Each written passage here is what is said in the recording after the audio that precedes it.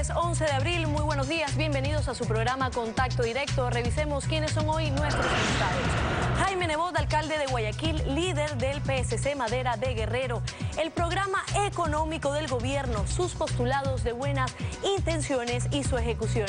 Crecimiento con producción y sin más impuestos. La Asamblea no crea impuestos, pero el COMEX eleva aranceles. Se comparte equitativamente el costo de la crisis. Además, nos acompañará Paul Granda, ministro de Deporte y Obras Públicas. Impulso a las asociaciones público-privadas para inversiones en infraestructura vial. Una forma de reducir el tamaño del gasto y del endeudamiento público. Las condiciones de la asociación y el costo para los usuarios. Lo analizaremos. También estará Octavio Escaco, gerente técnico de Digoil, contratista para la explotación del campo petrolero Singue. Réplica a Fernando Villavicencio sobre la migración de contrato y el cambio de la tarifa de explotación. Se fusionarán entes del Ejecutivo y eliminarán algunas empresas públicas. Así lo anunció ayer el gobierno como parte del plan de reducción del tamaño del Estado. Algunas irán cerrando paulatinamente hasta el 2021, entre ellas Fabrec, Ecuador Estratégico o la empresa que administra la Universidad del Conocimiento Yachay EP. Entre las que se fusionan están, por ejemplo, el Ministerio del Deporte, que pasa al de Educación. Los ministerios de Hidrocarburos, Minería y Electricidad serán uno solo. A continuación, más detalles. El nuevo programa económico del régimen de Lenín Moreno trae consigo disminuir la burocracia para lo que queda de su gobierno. Según cifras oficiales, actualmente hay 152.839 funcionarios, solo para apoyo y asesoría. Y 339.844 son prestadores de servicio. En total hay cerca de 500.000 trabajadores en el sector público. La eliminación y fusión de instituciones provocará recorte de personal. Este martes, las autoridades gubernamentales anunciaron que 1.000 trabajadores serán separados de las empresas públicas hasta el año 2021. Mientras que 365 asesores del nivel jerárquico superior serán desvinculados este año. El gobierno espera un ahorro de al menos 148 millones de dólares. El ministro del Trabajo, Raúl Ledesma, dijo que son funcionarios de libre remoción. Prestadores de servicios en el sector del bienestar social, el sector judicial, el sector de seguridad, tan importante ahora como lo vemos, el sector de la salud, por supuesto, y sin duda el sector de la educación, que es el más numeroso, no va a verse de ninguna manera afectado. El secretario de la Presidencia, Andrés Midero, señaló que deberán ser desvinculados quienes al momento de las fusiones cumplan doble función. Los dos ministerios tienen una coordinación administrativa financiera. Al convertirse en un solo ministerio, no necesitan dos, necesitan únicamente una, lo que quiere decir que la partida de jerárquico superior, la coordinación administrativa financiera, evidentemente se elimina. Ledesma dijo que para evitar el aumento del desempleo, el personal que saldrá del sector público podrá pasar a la empresa privada. Algunos de estos funcionarios pudiesen también tener un importante espacio dentro del desarrollo del sector productivo privado. Representantes del sector privado esperan que con las medidas económicas que adoptará el gobierno se genere el entorno adecuado para contratar a quienes salgan de la función pública. Con todas las herramientas que se están dando, el proyecto de atracción de inversiones, etcétera, se reactive el sector productivo y podamos generar esas plazas de trabajo que el país necesita. Con estas medidas, el gobierno espera disminuir el gasto en un aproximado de 1.000 millones de dólares, luego de recibir una mesa que, según Moreno, nunca estuvo servida. Alfredo, buenos días. Alondra, buenos días a todos. Es muy importante este anuncio como respuesta inmediata a las observaciones y objeciones formuladas por los gremios productivos al costo compartido de los ajustes. Es evidente el problema social que constituye la pérdida de empleo como un ajuste espontáneo que ante la crisis ha efectuado el sector privado, mientras el Estado no ha hecho ninguno.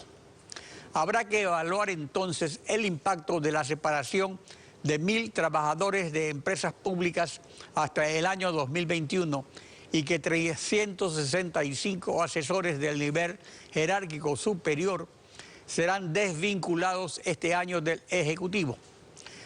Para la supresión de entidades del Ejecutivo se prevé fusiones que absorben personal.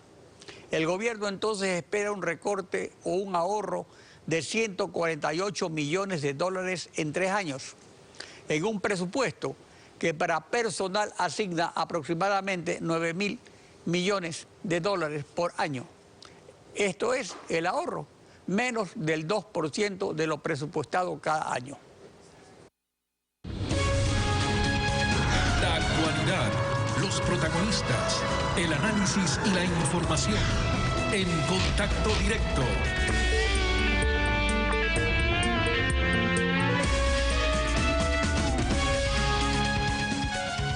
Un programa económico que cambie el énfasis del modelo hacia el protagonismo del sector privado es oferta de campaña del presidente Lenín Moreno y expectativa firme del país, especialmente de Guayaquil, que es la capital económica del Ecuador no petrolero. Jaime Nebot, alcalde de Guayaquil y líder cristiano y Madera Guerrero. Buenos días, bienvenido a Contacto Directo. Buenos días a usted, Alfredo, y por supuesto a los televidentes de Guavisa. Primero vamos a una valoración general del programa económico del presidente Lenín Moreno, postulados, plan de acción y más adelante a su ejecución. ¿Cómo valora el programa? ¿Es completo o una carta de intenciones que deja cabos sueltos? Bien, lo primero que quiero decir es que el Ecuador no tiene otro remedio que apuntar al crecimiento, a la prosperidad. Y eso, en mi concepto, no pasa con la creación de tributos, ni con el aumento de tributos. Y los aranceles son un tributo, otro tipo de tributo que el impuesto, pero son eso. Yo personalmente no creo que una economía en estado de crisis puede ser afectada por más tributos. Lo ortodoxo es relativo. Usted y todos sabemos que el ejercicio es bueno para la salud, pero un señor que está anémico, que ha tenido un ataque cardíaco y que ha sufrido antes un ataque cerebral, usted no lo puede poner para hacer deporte, pues se muere. Entonces, en esa parte yo no concuerdo. Ahora, el resto me parece la adopción del camino correcto. El plan dice fortalecer al sector privado, las exportaciones y la dolarización, por un lado. Y dentro de esa línea se toman medidas como devolver en determinado tipo de inversiones y sobre todo en exportaciones el impuesto a la salida de divisas, suprimir el impuesto, el anticipo del impuesto a la renta, cosa que me parece correcto. Las APP, las alianzas público-privadas, quitar toda la hojarasca, la papelería intrascendente que desestimula al inversionista, generar nuevas oportunidades de trabajo con distintos tipos de contratos que amplíen la frontera del empleo y paralelamente una reducción del gasto público y un refinanciamiento de las condiciones de la deuda pública que realmente son muy onerosas. Plazo corto, virtualmente sin plazo de gracia, la mayoría. Y sobre el ahorro anunciado ayer. Sí. ¿Qué le parece? Todo eso es positivo, pero como usted bien lo decía en su introducción, una cosa es el qué que se ha anunciado, otra cosa es el cómo y otra cosa es el cuándo. Si este programa no tiene velocidad, porque la economía del país no está para esperar, van a haber problemas. Y no solamente que tiene que tener velocidad, si se quiere despertar confianza, esto tiene que estar acompañado de seguridad jurídica, por ejemplo, volviendo al arbitraje internacional. Si no hay arbitraje internacional, ¿quién va a invertir en un país que pretende ser juez y parte? Hasta cuando usted compra o vende un electrodoméstico, hay una cláusula de solución de controversias que no puede ser asignada a una de las partes. Y además de eso, tiene que haber confianza, tiene que haber estímulos. Y eso es necesario que se haga a través de un programa de transparencia que permita ver cómo va avanzando el programa y cómo se van cumpliendo las metas. Ahora, la ejecución del plan en parte pasa por la Asamblea, donde no habría mayoría para más impuestos, y por eso se ha escogido la vía ejecutiva de subir aranceles a la importación de bienes de consumo, no materias primas ni bienes de capital. Eso lo hace el COMEX. ¿Es necesario, aunque sea como medida temporal, de apoyo a la recaudación, o se podría evitar? Yo le voy a poner un ejemplo. Cuando se dolarizó el país, la reserva monetaria estaba en el orden de los 400 millones de dólares, casi nada. Alguien pensó en poner aranceles, en limitar el comercio. La economía es una ciencia que no se comporta simplemente racional y técnicamente. Se comporta emotivamente, psicológicamente, depende de las percepciones. Cuando la gente se libró de un mal producto que era el azúcar, del que todo el mundo quería salir, el problema era el precio, y tuvo dólares, la mentalidad cambió. Invertir, progresar, importar, exportar.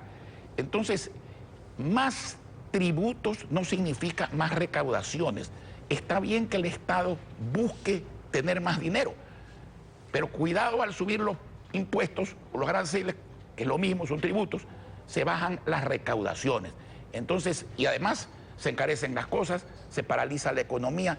Es cuestión de criterios. Yo personalmente no pienso de esa manera. Mi apuesta es al desarrollo siempre. Y les voy a poner un ejemplo. En la ciudad de Guayaquil hemos bajado los impuestos varias veces. Es la ciudad con impuestos más bajos del Ecuador. Y es la única ciudad que ha crecido en el Ecuador el año pasado y el año 16. Entonces, por ahí no es la cosa. Bueno, así se nota porque, por ejemplo, para el puente a San Borondón, resulta que del lado de Guayaquil no se cobra y de San Borondón se cobra. No solo que, eso es algo que Guayaquil no se cobra, es que no se cobra porque Guayaquil no se endeuda.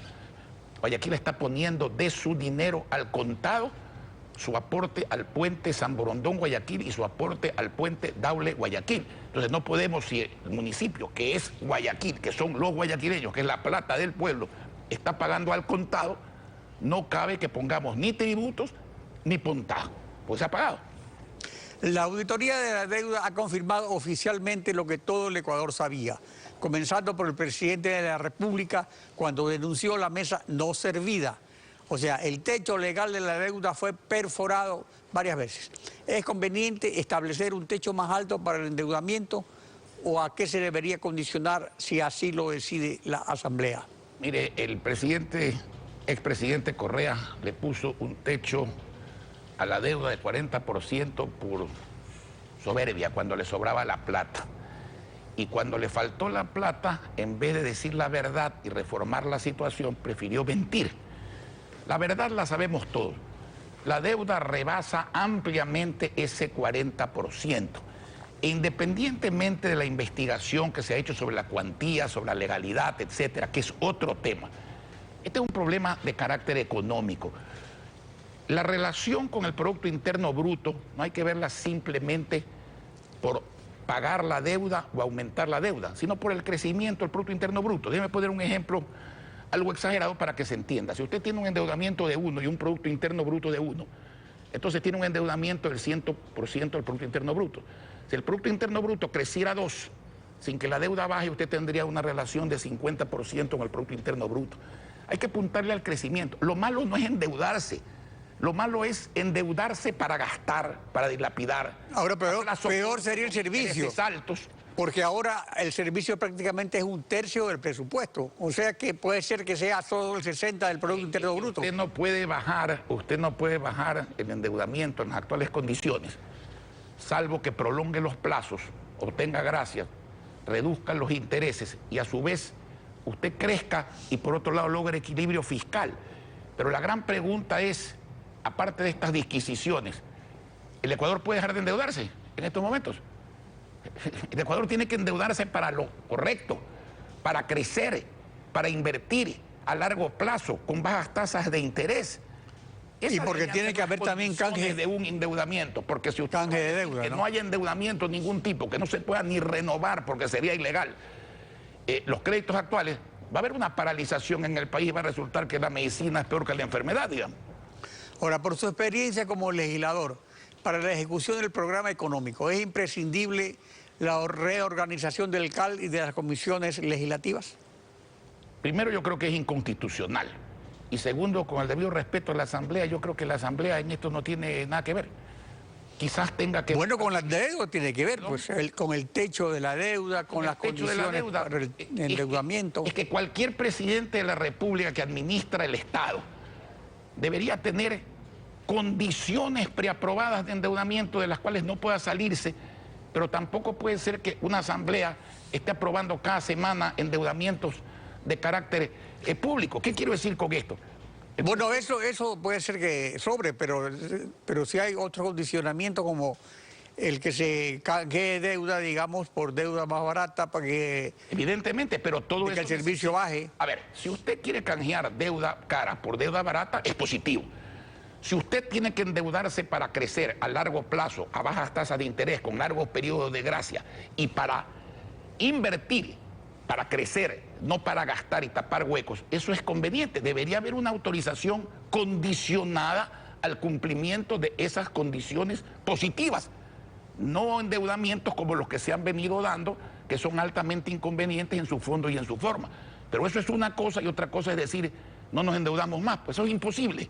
En términos reales eso es imposible. Usted quiere bajar la deuda, tiene que primero alimentar la caja fiscal, tiene que crecer para poder ir bajando el endeudamiento y la proporción del endeudamiento con el Producto Interno Bruto a base de que crezca la economía y crezca el Producto Interno Bruto. Jaime Neboda, alcalde de Guayaquil, gracias por acompañarnos en Contacto Directo. Gracias a usted. Vamos a la pausa y al regresar, Paul Granda, ministro de Transporte y Obras Públicas, el programa económico y el impulso a las asociaciones público-privadas para inversiones en infraestructura. En pocos minutos estamos de vuelta.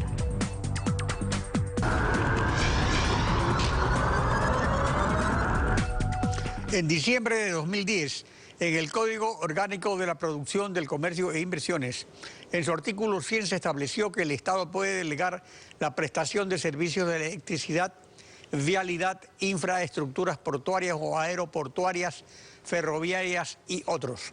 Pero nunca se aplicó. Las alianzas público-privadas comenzaron formalmente en plena crisis, febrero de 2015, a través del decreto ejecutivo que reglamentó la colaboración público-privada. Está con nosotros Paul Granda, ministro de Transporte y Obras Públicas. Buen día, bienvenido a Contacto Directo. Gracias, Alfredo. Buenos días. Hasta el momento, en 7 años de existencia, ¿cuál es el balance de las asociaciones público-privadas y cuáles son las expectativas de crecimiento con el programa económico del actual gobierno? Las expectativas de crecimiento, Alfredo, y ecuatorianos son expectativas altamente positivas. Estamos hablando nosotros de que nuestra apuesta es duplicar la capacidad y la cantidad de inversión que logremos a la economía del país, y eso efectivamente va a tener un conjunto de elementos, yo diría, positivos que buscan generar mayor empleo, mayores oportunidades para los ecuatorianos y ecuatorianas. Lamentablemente el procedimiento que está establecido y muchas de las veces la incapacidad de una adecuada negociación en este tipo de alianzas público-privadas ha hecho que sea muy lento este proceso, pero efectivamente el gobierno lo que ha definido es ya una estrategia clara y concreta que permita revertir esta tendencia y obviamente utilizar de manera activa y efectiva esta figura jurídica que nos permita atraer la inversión y generar una adecuada administración de las infraestructuras en el país. Las asociaciones público-privadas son una modalidad de inversión utilizada por algunos países, entre ellos Perú y Colombia, por ejemplo. La experiencia indica que las ventajas tributarias de ser socio del Estado ecuatoriano no fueron atractivas desde el 2010 hasta el 2015, porque al Estado con la lotería petrolera y el endeudamiento le sobraban los dólares, pero eso ya terminó. Actualmente, ¿cuáles son ahora las ventajas tributarias de ser socio del Estado y cuáles los beneficios del Estado y qué se espera pues hasta el 2021? Sí, yo creo que aquí hay un factor, Alfredo, que hay que tener en cuenta y que tiene que ver con la confianza. Es decir, cuando el sector privado, cuando el inversionista internacional o incluso el inversionista nacional busca colocar sus recursos buscando una utilidad, por supuesto, que sea razonable y que se permita dar un servicio público de calidad, un servicio público eficaz, obviamente requiere ese concepto que es vital, la confianza, la estabilidad. Este gobierno ha logrado en estos primeros meses efectivamente generar ese espacio de confianza, ese espacio de estabilidad. Y tenemos muchas personas, muchas instituciones, muchas empresas nacionales e internacionales interesadas en ser parte de estas alianzas público-privadas. Hemos definido desde el Ministerio de Transporte y Obras Públicas, por poner un ejemplo, 21 corredores viales que podrían ser sujetas de estas alianzas público-privadas. Y tenemos... Ahora, pero antes de que vayamos a los corredores viales, digamos, ¿cuáles son las ventajas respecto al impuesto a la renta, impuesto a la salida de divisas, a aranceles, a toda la tributación, por ejemplo, con los gobiernos autónomos? ¿Cuáles son las ventajas realmente que sean atractivas y que dan confianza? Así es. Las ventajas se adaptan precisamente, Alfredo, en función de cada uno de los proyectos, es decir, tiene un techo, podrían tener un techo en cuanto tiene que ver a la exoneración del impuesto a la renta, pueden haber exoneraciones en otros ámbitos del ámbito tributario, digamos del esquema tributario, pero depende de cada uno de los proyectos y depende del equilibrio económico, del equilibrio financiero que el proyecto dé.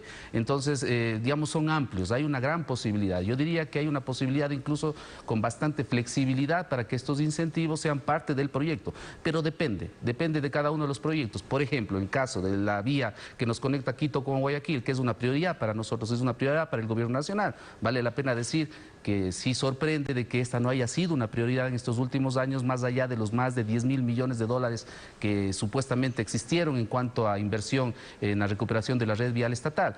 Pero hemos declarado como prioritario la vía Quito-Guayaquil y en el tramo Santo Domingo-Quevedo-Juján, que fundamentalmente es el tramo de la costa, nosotros vamos a impulsar una alianza público-privada que aspira a traer más o menos 1.200 millones de dólares de inversión. Entonces, ese proyecto, por ejemplo, tendrá que adaptarse a todas aquellas ventajas fiscales, tributarias, incluso yo diría desde el punto de vista administrativo en cuanto a celeridad de ciertos procedimientos que se requieren para que efectivamente el proyecto sea viable y se pueda ejecutar. Ya que se refiere a la vía Quito-Esmeraldas, actualmente hay dos casos que preocupan a la ciudadanía, perdón, no era Guayaquil-Quito. La vía Aloa-Santo Domingo, que paga 3 peajes con un costo similar a una de las mejores autopistas de Europa, la que va de París al Eurotúnel en el Canal de la Mancha. Pero la del Ecuador es la de mayores accidentes y derrumbes en el país. Y por otra parte, en la carretera, por ejemplo, Guayaquil-Salinas, que de un peaje de 25 centavos ida y vuelta pasará a costar $4 ida y vuelta con 2 peajes. Y la inversión que hizo el Estado en esa carretera fue hace 10 años. En cada caso, por ejemplo, ¿cuál es el beneficio para el Estado en términos de inversión? Estos proyectos son del anterior gobierno, pero ¿qué va a ocurrir con esos proyectos, por ejemplo? Alfredo, en el caso, por ejemplo, del tramo Aloa-Santo Domingo, que es uno de los tramos que nos conectan Quito con Guayaquil, no existen 3 peajes para empezar. Estamos hablando ahí de la colocación de 2 peajes, uno administrado por el gobierno provincial de Pichincha, el otro administrado por el gobierno provincial de Santo Domingo. Otra aclaración, Alfredo, que es importante. En Europa ningún peaje cuesta menos de $1. Es decir, el Ecuador es el país con menos costo en cuanto a peaje o contribución que hace el ciudadano cuando utiliza una vía cada 50 kilómetros. En Europa un peaje no deja de costar menos de 10 euros, 15 euros, 20 euros. Eso vale la pena decir, y mucho más. Pero de París a Lille cuesta exactamente lo mismo que Aloa a Santo Domingo. Por kilómetro. Tengo mis dudas, tengo mis profundas dudas, mi querido Alfredo. Yo he tenido la oportunidad de vivir en España y los peajes más baratos en España no dejan de costar 12 a 15 euros cuando usted utiliza, por ejemplo, una vía o una autopista. Pero más allá de eso, lo importante es decir que es necesario implementar sistemas de alianza público-privada a través de la contribución de un peaje. Usted ponía el ejemplo de la vía que nos conecta Guayaquil con Salinas. Nosotros ahí hemos desarrollado un proyecto en donde efectivamente lo que busca es tener la vía en perfectas condiciones. La vía está prácticamente a punto de fracasar. Es la única forma que podamos tener vías de calidad que generen desarrollo, que generen economía, que generen empleo. Pero en ese caso lo que se quiere es atraer inversión. Ahí la inversión en la construcción ya se hizo. Entonces, ¿qué es lo que invierte el inversionista?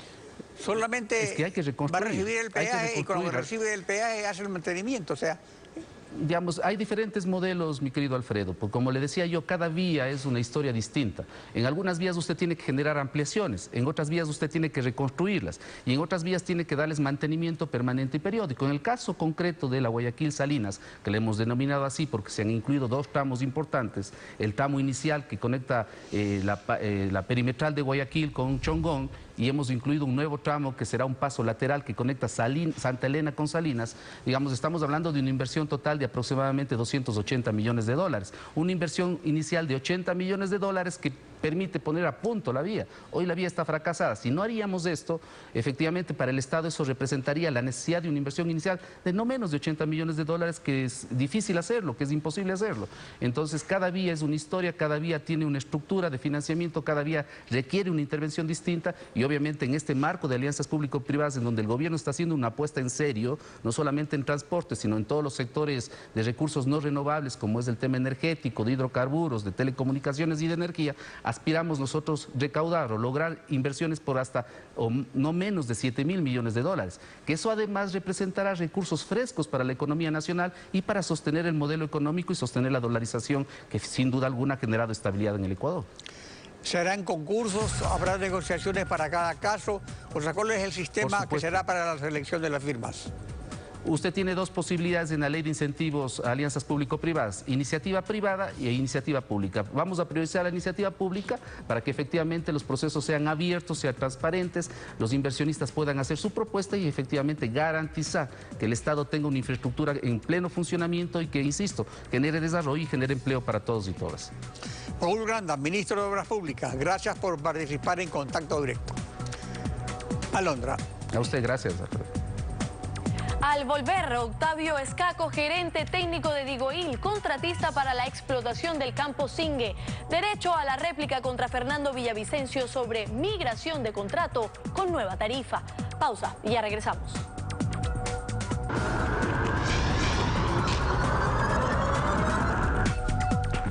Octavio Escaco, gerente técnico de Digoil, compañía limitada, contratista de la Secretaría de Hidrocarburos para la exploración y explotación del campo petrolero Zingue. Ha solicitado su derecho a la réplica a Fernando Villavicencio, por lo que afirmó contra su representada aquí en Contacto Directo el lunes 2 de abril. Buen día, bienvenido a Contacto Directo. Buenos días, señor Pinargote y audiencia de este prestigioso programa. A ver, comencemos con la migración del contrato del mismo campo Zingue que hizo Digoil. Escuchemos lo que dijo al respecto Fernando Villavicencio. La compañía o el consorcio de compañías constituidos por Digoil y Gente Oil negociaron este contrato conociendo que existían 20 millones de barriles de reserva. Por eso la compañía Digoil se negó a desarrollar el proyecto en el contrato de campo marginal, porque no le interesaba con una tarifa de $7.68. Ellos sabían que se venía una reforma a la ley de hidrocarburos. Es más, ellos mismos, liderados por Wilson Pastor, que fue el gerente de la compañía CPBE, subsidiaria de la compañía CNPC de China hasta el año 2007, y que la compañía CPB, como todos en el mundo petrolero saben, fue la socia de la compañía Digoil. Es decir, esto fue a la carta. Introdujeron una transitoria, la transitoria primera en la ley de hidrocarburos reformada, para que migren los contratos de campos marginales, en este caso el contrato de Zingue, al contrato de prestación de servicios con tarifas descomunales que le han significado millonarios perjuicios al Estado ecuatoriano. ¿Influyeron la determinación de reservas del campo para una migración contractual de mejor tarifa? Sí, doctor Pinargote. Mire, es importante aclarar estos aspectos porque su invitado está desinformando a la audiencia y se está afectando la imagen de Digoil, una empresa con una trayectoria de más de 30 años.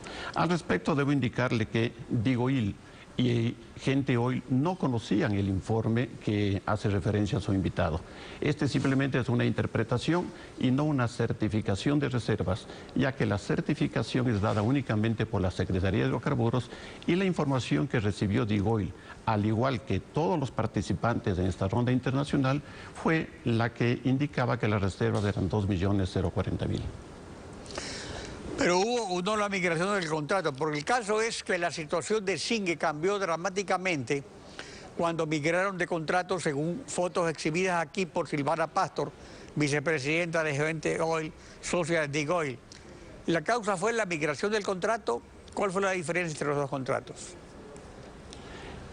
Ya, efectivamente hubo una migración porque inicialmente un consorcio diferente, el consorcio petrolero amazónico integrado por empresas venezolanas de Digoil, tenía un contrato de participación donde a la empresa se le paga con un porcentaje de la producción obtenida de ese campo y se le reembolsa los costos de producción, como los $7 que menciona su invitado.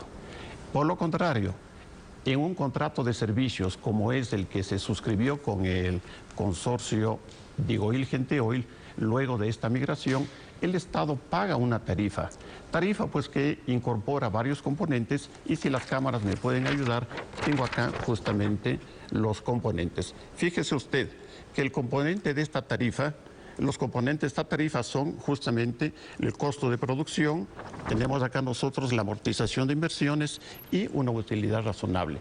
Entonces, mal se puede comparar el costo de producción de un contrato de participación con la tarifa de un contrato de servicios como fue el último suscrito con el consorcio DGC. Sobre la negociación de la tarifa más alta, Fernando Villavicencio señaló lo siguiente, veamos. Con base a las reservas de 2.040.000 barriles determinadas al año 2010-2011, se estableció una tarifa de 33.5 y un monto de inversión aproximado de 27 millones de dólares. Pero al haberse ocultado información, se engañó al país, ¿sí?, de que existían 20 millones de barriles. Recordemos que en la carta que acaba de presentar el Contralor General del Estado a la Fiscalía, remitida por el señor César Guerra, gerente de la compañía Digo Oil, a Rafael Correa, en esta carta ya ellos establecían una tarifa de $29.3 por cada barril, no 33.5 como se definió en la época de Wilson Pastor.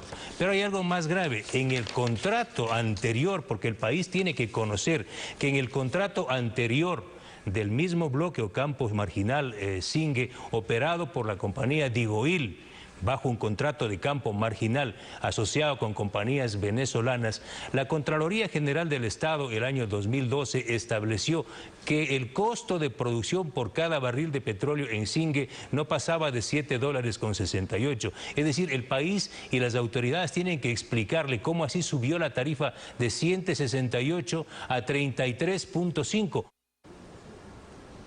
O sea, ¿cuáles son todos los factores que determinan que el cambio de tarifa en los dos tipos de contratos sea diferente, digamos? Correcto. Voy por la parte final. Está confundiendo a la ciudadanía al comparar el costo de producción de $7 con una tarifa de 33. El costo de producción de los $7 corresponde al campo Pucuna, un contrato de participación donde, como indiqué, a la empresa se le paga con un porcentaje de la producción obtenida. En cambio, en los contratos de servicios, el Estado paga una tarifa con los componentes que acabé de mencionar, donde... Es decir, se le paga con crudo, digamos, no en efectivo, sino que se establece un costo y se le da crudo. Efectivamente, en el contrato de participación se paga con crudo y en el contrato de servicios una tarifa. Ahora, ¿por qué la diferencia de 29 a 33? Se trata de dos consorcios diferentes, dos condiciones de actividad diferentes. En el contrato con el consorcio petrolero amazónico, el contrato de participación, se hablaba de una actividad diferente, una actividad sin riesgo. Perforación de 3 pozos de producción sin ningún riesgo. Para la tarifa de 33 se habla de una actividad que incorpora riesgo. Estamos hablando de un pozo de exploración que tiene riesgo total y 2 pozos de producción. O sea, los riesgos, las condiciones de cada contrato, los consorcios son totalmente diferentes y más se puede comparar los unos con los otros. Octavio Escaco, ha ejercido usted su derecho a la réplica. Gracias por su participación en Contacto Directo. Gracias por permitirme aclarar estos aspectos. Alondra. Eso es todo, así concluimos Contacto Directo. Mañana a las 7 en punto estamos de vuelta, Alfredo. Mañana continuamos rayando la desinformación en Contacto Directo.